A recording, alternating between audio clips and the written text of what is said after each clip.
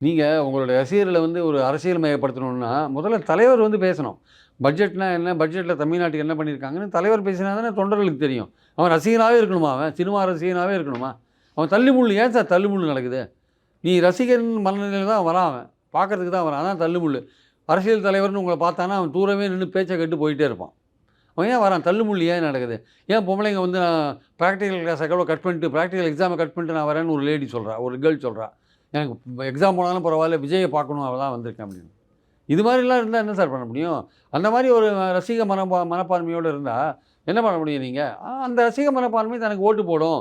எல்லாரும் நமக்கு வந்து ஒரு கல்ட் மாரி உருவாக்கிட்டார். ஒரு பெரிய ஒரு ஒரு அதாவது ஒரு ஒரு மயக்கத்தோட இருக்கிற ஒரு கூட்டத்த வந்து உருவாக்கிட்டார். அந்த கூட்டம் நமக்கு ஓட்டு போடும்னு அவர் நினைக்கிறார்.